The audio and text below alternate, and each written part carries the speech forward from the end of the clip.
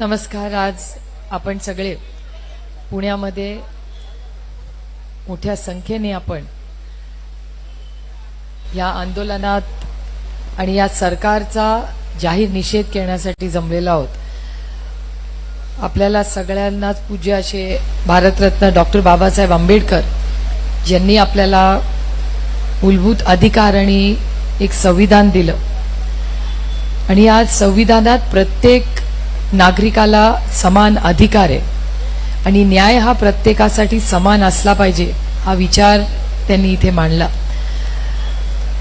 आणि बदलापूर असेल, सातारा, कोल्हापूर, दौंड अशा अनेक घटना गेल्या 15 दिवसात आपण बघतोय की प्रचंड वाढलेल्या आपल्याला दिसतायत आणि प्रशासनाकडून अपेक्षित असं सहकार्य सगळीकडे आपल्याला दिसत नाही. कारण का अनेक घटना अशा आहेत ज्या पुन्हा पुन्हा झालेल्या आहेत आणि त्याची नोंद पोलिसांनी वेळेवर घेतली नाही म्हणून ही कृती वाढलेली आहे आणि त्या वर्दीची भीती ही राहिलेलीच नाही. आपण ज्या पुण्यात इथे आहोत इथलीच घटना आहे की इथे पोलीसच किंवा पोलीस यंत्रणा ही रक्त बदललं किंवा जेव्हा कोणी एखादा ड्रग्ज वाला माणूस असेल तो हॉस्पिटलमधून अटकेत आहे तो पळून जातो.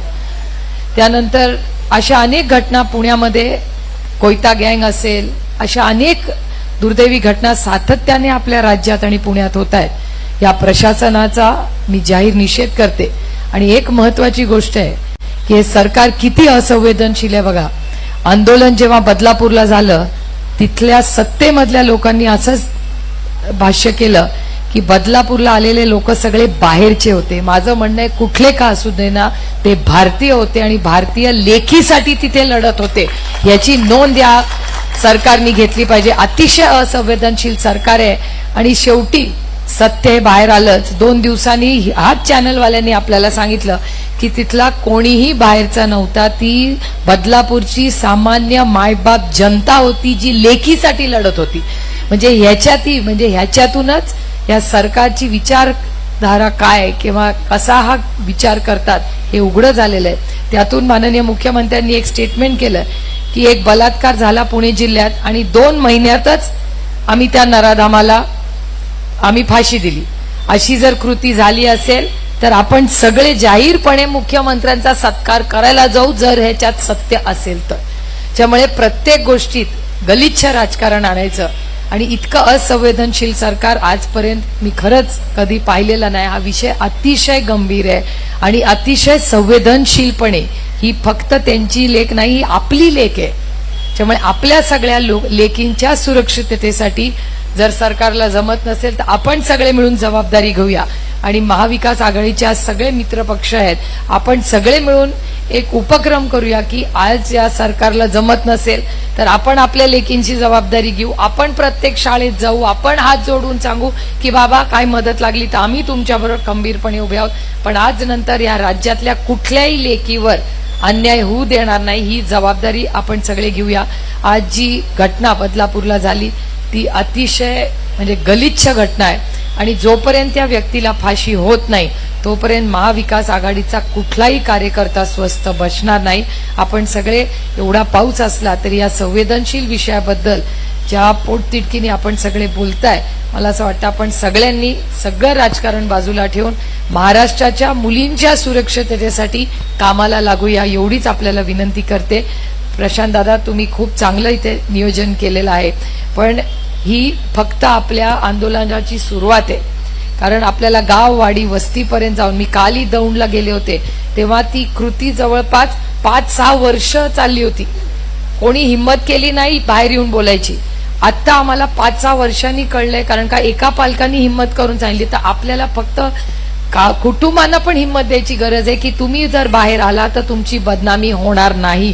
आणि मी आज इथे सगळे जे टीव्ही चॅनलवाले त्यांचंही कौतुक करते आणि आभार मानते कारण का दौंडची घटना असेल किंवा बदलापूरची घटना असेल ह्या सगळ्यांनी अतिशय संवेदनशीलपणे रिपोर्टिंग केलेलं आहे. ज्या आपल्या लेखी आहेत त्यांच्या कुटुंबाचं नाव किंवा ओळख कुठेही बाहेर आलेली नाही आणि माझी सगळे कार्यकर्त्यांनाही विनंती राहील की गडबडीने हाऊस व्हिजिट्स करू नका, कारण का त्यांची ओळख कधीही बाहेर येता कामा नये, कारण का त्या मुलांना पुढचं आयुष्य जगायचे. त्याच्यामुळे त्यांची प्रायव्हसीचा मान सन्मान आपण केला पाहिजे. 15 दिवसांनी तुम्ही त्यांच्या घरी गेला तरी चालेल, पण घाईघाईनी जाऊ नका, कारण का आता त्यांना काउन्सिलिंग वगैरेची मदत आहे. त्याच्यामुळे माझी सगळ्या कार्यकर्त्यांना विनंती आहे की फार मीडियानी फार संवेदनशीलपणे हे विषय मांडलेले आहेत. तीच संवेदनशीलपणा आपणही दाखवावा. आपण इथे आलात आणि या मोठ्या आंदोलनाची ही फक्त सुरुवात आहे.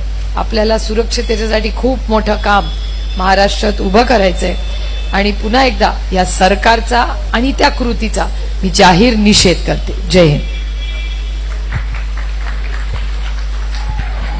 यानंतर आदरणीय पवार साहेब एक प्रतिज्ञा बोलतील. आपण ते मागे बोलायची, त्याच्यात साहेब संवाद साधतील.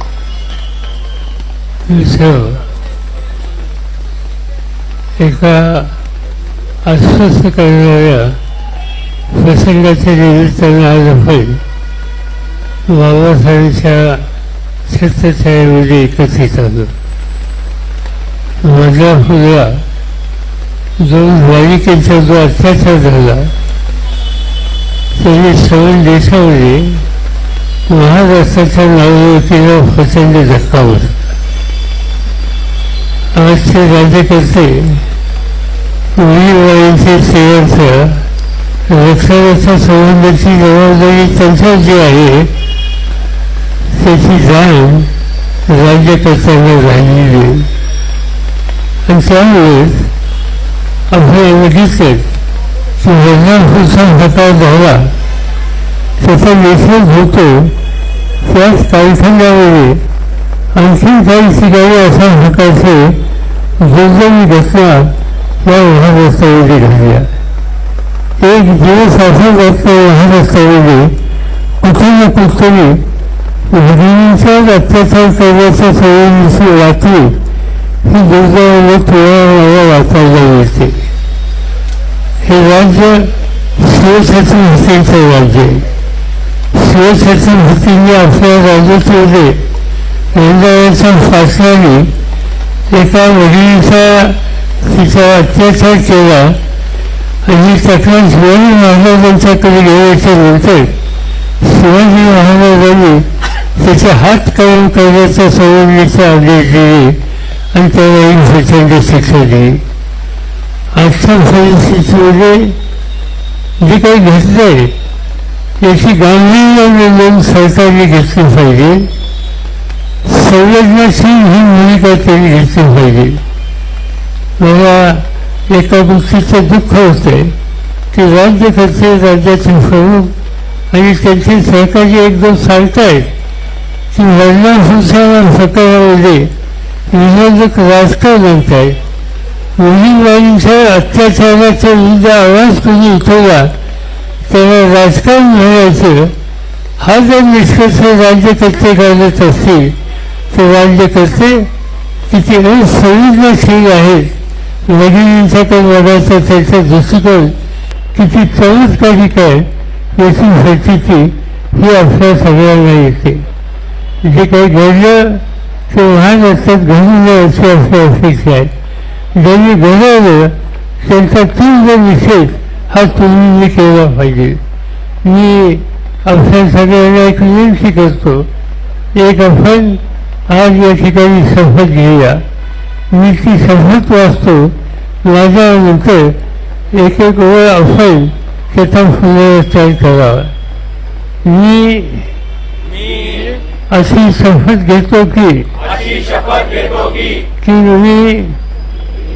मी स्त्रियांवर होणारा हिंसाचार कधीही खपून घेणार नाही.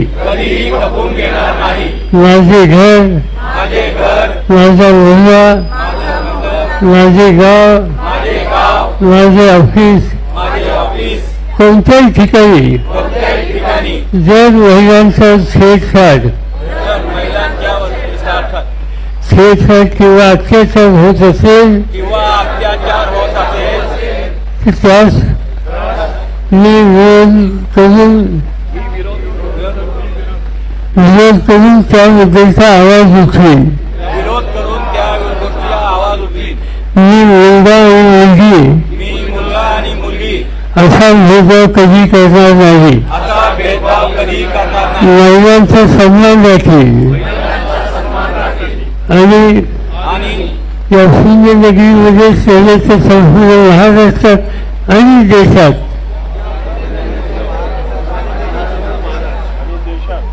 महिलांसाठी अधिक सुरक्षित आणि भयमुक्त स्थिती बनवण्यासाठी प्रयत्न करेल. जय हिंद.